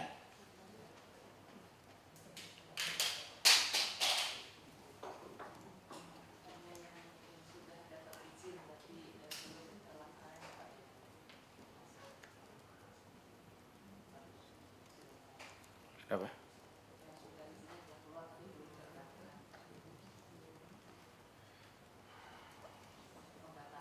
Ini dia nih. Jadi ini pemberian itu akan ada 3, ditunda, dilanjutkan dengan syarat atau tidak diberikan izin. Dan bila diberikan izin maka ada seperti ini. Seperti ini mungkin masih valid ya. Selama di sini ada kuncinya ini. Poin pilihannya. Tapi untuk kegiatan yang perlu izin. Pernikahan itu tidak perlu izin. Resepsi tidak perlu izin. Nah ini harus ada seruan sendiri, Bu. Harus ada seruan tentang kewaspadaan untuk kegiatan keramaian.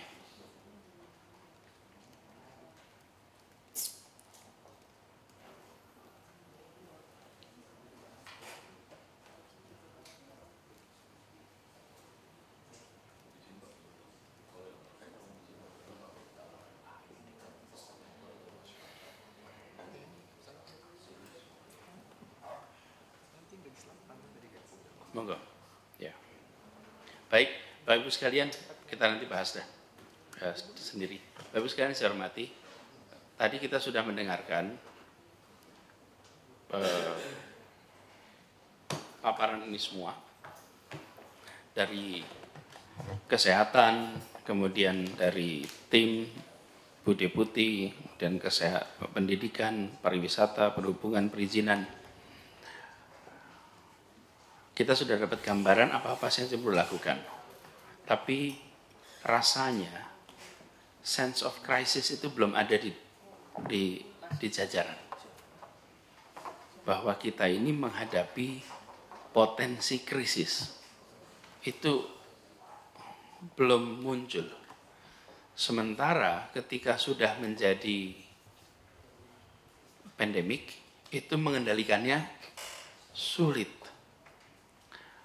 Coba bayangkan, Italia dalam 2 hari lockdown seluruh negara coba. Hanya karena di awal pada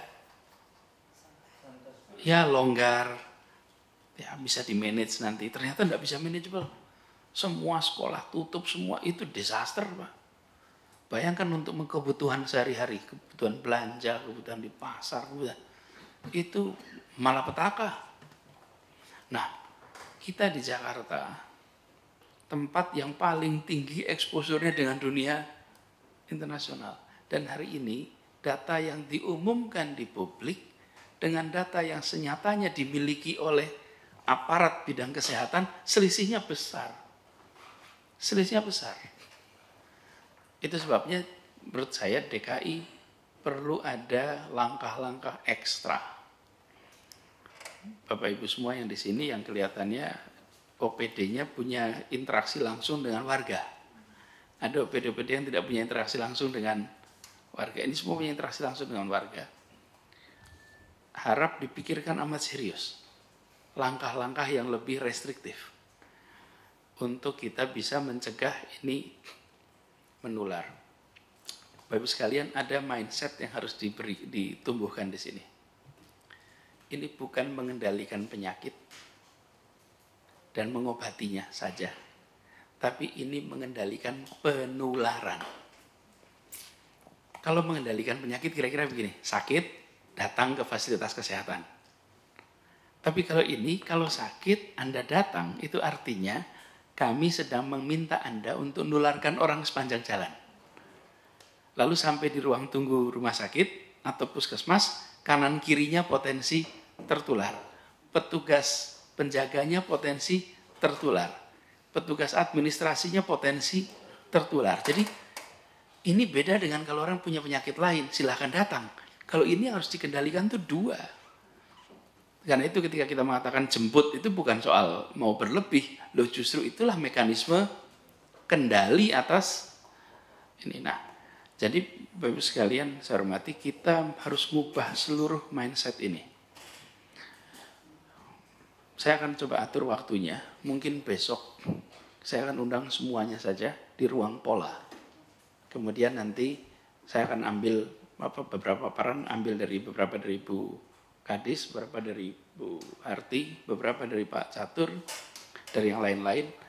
Nanti saya akan sampaikan sebagai pesan untuk semuanya, diiringi dengan instruksi daftar apa yang harus dikerjakan oleh masing-masing kita di luar instruksi yang ada kemarin, karena situasinya berubah. Ini Bapak sekalian, saya ketika mengundang Bu Kadis mengundang 190 rumah sakit, itu tadi saya sampaikan pembukanya pada semua yang ada di tempat ini. Mari kita sadar kita ini warga tiga wilayah, betul ya? Warga Jakarta, warga Indonesia, dan warga dunia. Apa sih konsekuensinya? Baca berita Jakarta, penting. Baca berita Indonesia, penting. Baca berita dunia. Kalau baca berita dunia, baru tersadarkan. Kebanyakan kita ini bacanya 2 saja. Baca berita Jakarta dan berita Indonesia. Efeknya apa? Ya tidak tahu bahwa ini adalah masalah besar. Karena nggak baca, nggak tahu, tenang. Bahaya kan tenang karena tidak tahu itu. Nah ini Bapak Ibu baca berita dunia, shock. Melihat apa yang sedang terjadi. Kita kebanyakan tidak melakukan yang ketiga, sehingga merasanya Belanda masih jauh gitu. Ini udah dekat ini. Mudah-mudahan kita terhindar. Tapi menurut saya kita harus secara serius membereskan antisipasi itu. Dan kenapa Bu Kadis emosional? Ya saya bisa membayangkan. Satu, overstretch. Ini selama beberapa waktu ini, itu energi pikiran ke situ. Bapak Ibu, siapa sih yang paling banyak terpapar ini? Petugas medis, bukan orang lain. Karena itu Pak Kesbangpol, kalau kirim orang jangan kosongan kayak tadi. Itu namanya, iya, tidak boleh lagi. Harus bawa dinas kesehatan, harus bawa APD, harus siap. Jangan orang kosongan berangkat. Ini semua petugas kita. Ngirim satpol, berangkat gagah. 2 minggu kemudian, loyo. Jadi kita jangan sampai melakukan yang konyol. Ingat, yang dikendalikan itu penularannya. Kebanyakan dari kita hanya berpikir, oh ini pasien sakit. Bukan, ini penularannya. Jadi hari ini kita sudah dengar semuanya. Kemudian kita akan rapatkan khusus besok. Saya akan panggil, mudah-mudahan besok waktunya ketemu, karena ada dua paripurna besok. Ada 2 paripurna, kita coba cari selipkan waktunya. Mungkin sebelum paripurna untuk undang semuanya. Lalu saya ingin ada instruksi detail Pak kepada semuanya agar sadar bahwa kita menghadapi potensi krisis. Kalau tidak seperti krisis, tidak mungkin pasar modal itu ambruk seperti sekarang. Tidak mungkin perekonomian itu turun sedrastis ini. Ini terjadi karena extraordinary. Tapi untuk sadar ini extraordinary, harus baca berita internasional. Jadi kalau Bapak Ibu sekalian, kalau kita tinggal di sebuah pulau yang terisolasi, ya Indonesia rasanya tenang-tenang saja gitu. Jangan sampai kita orang Indonesia yang terisolasi dari dunia dan menganggap everything is okay. Begitu ya Bapak Ibu ya. Itu saja barangkali saya akan akhiri di sini. Besok, nah saya minta nanti pariwisata, kemudian perhubungan, rujuk best practice yang dilakukan di Singapura untuk soal pengamanan transportasi. Dan Singapura itu karena dia mengerjakannya benar, maka alhamdulillah hari ini mereka selesai belum, tapi relatif mendekati plateauing. Coba dipasang di sana.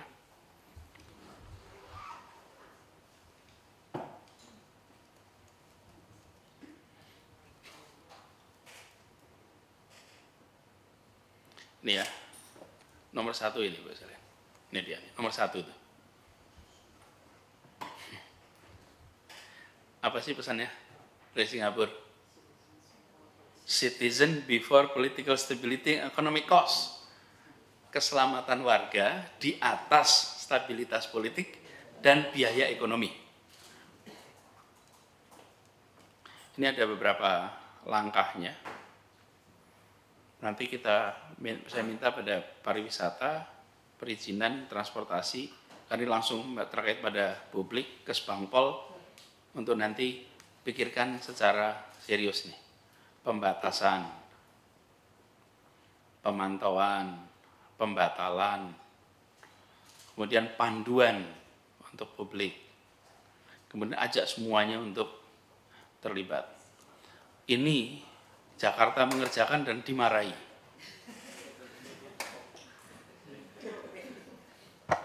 Saya kemarin bilang lebih baik dianggap melangkahi daripada salah langkah. Salah langkah itu konsekuensinya terlalu besar. Kalau ini kita insya Allah sudah nih komitmen keselamatan warga di atas stabilitas politik dan kerugian ekonomi. Meskipun pusing juga dengan APBD nanti gitu. Karena potensi pendapatan kita akan turun. Tapi apalah artinya dibanding bila seluruh kota harus tutup. Dan panjang sekali masa recovery-nya. Ya, ini Bapak sekalian, saya minta pada yang punya relevansi ini untuk siapkan ya. Tadi Dinas Kesehatan, Dinas Pendidikan sudah cukup baik itu detail. Pak Menteri juga sudah mengeluarkan surat edaran kan, itu bisa dipakai untuk panduan. Baik Bapak Ibu, saya rasa di sini dulu pertemuan siang hari ini. Kita akan lanjutkan besok. Terima kasih. Assalamualaikum warahmatullahi wabarakatuh.